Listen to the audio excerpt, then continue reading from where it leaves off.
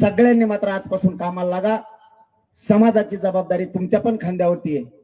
कधी काळी एखाद्या वेळेस मी असं नसन, कारण शेवटी शरीर आहे आणि मी लई टोकाचं उपोषण करतो. समाजाला उघड्यावर पडून देऊ नका. माझ्या मराठ्यांचं वाटळ होऊ देऊ नका. जातीचा उपकार मानायचा शिका. समाजाचा उपकार कधीच विसरायचा नाही. पुढच्या काळात कायम एकजूट राहायचं. समाजाला खाली मान घालून जगावं लागणार असं एक पाऊल आपण उचलायचं नाही.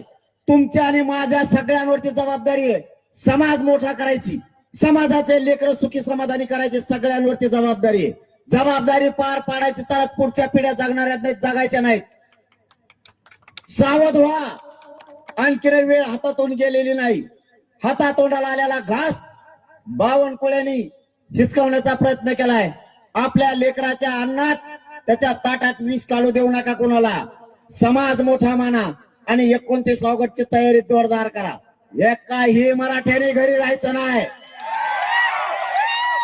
मी तिथं जीवाची बाजी लावून लढणार आहे. वेळेप्रसंगी मरण आलं तरी पत्करायला तयार आहे. समाजापेक्षा मोठं मला कोणी नाहीये.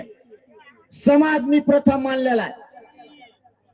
फक्त तुमच्यावरती जबाबदारी. आजपासून सगळ्यांनी पुरा महाराष्ट्र जागा करायचा.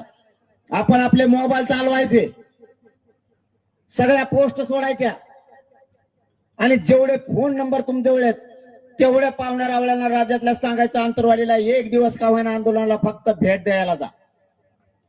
मग मी बघतोय कसं काय देत नाहीत. आपण आता यावेळेस पूर्ण ताकदीनं तयारी केली. राज्याची पण तयारी झाली. आता आम्हाला ही तुमची लाट बघून विदर्भातून फोन यायला लागले. आम्ही कुणबी आहेत, आम्हाला आरक्षण आहेत, पण या आमच्या. आम्ही तुमच्या मराठ्यांच्या लेकरा बाळासाठी रडायला तयार आहे. याला म्हणतात मराठ्यांची ताकद आणि जिजाऊंचे छत्रपतींचे विचार. लेकरं आणि जात संकटात सापडल्याच्या नंतर कसं धावून जायचं ना, हे मराठ्याकडून शिकाव. त्यासाठी आपल्या मराठ्यांच्या नेत्यावर बी ध्यान ठेवा. कोण कोण येत नाही, कोण घरी राहतो त्या टायमाला मला सांगा. फक्त मी बरोबर कार्यक्रम लावतो. त्याचा लय जणांचा लावलाय मी. बारीक लक्ष ठेवायचं. येतोय का नाही. जेव्हा आपल्यात नाही, जेव्हा आपल्या संकटात पोराच्या संकटाच्या काळात नाही, तेव्हा आपला नाही.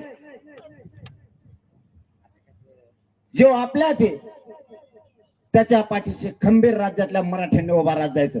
त्याला उघडा पडू द्यायचं नाही. कोणी पण असू दे. पक्ष भिक्षा आपल्याला काय देणं घेणं नाही कोणाचं. जात मराठा जातच आपल्यासाठी पक्ष आहे. जगाच्या पाठीवर एवढा मोठा बलाढ्य मराठा समाज, याच्यापेक्षा पक्ष मोठा पाहिजे कोणचा. फक्त उद्यापासून तयारी करा.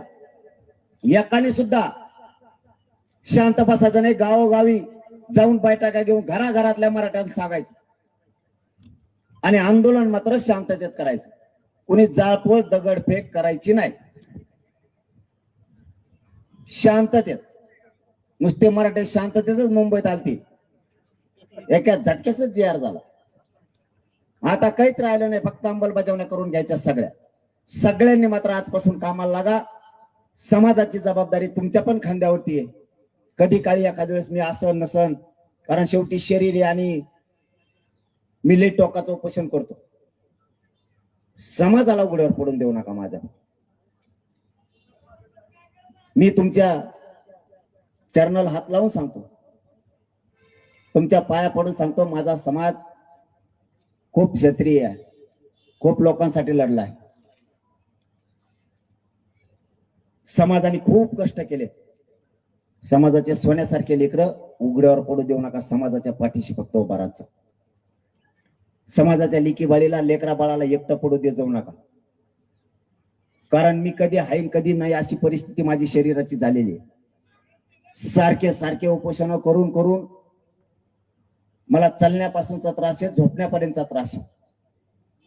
मला दिवसातून एखादं जेवण जात नाही, जात पण नाही.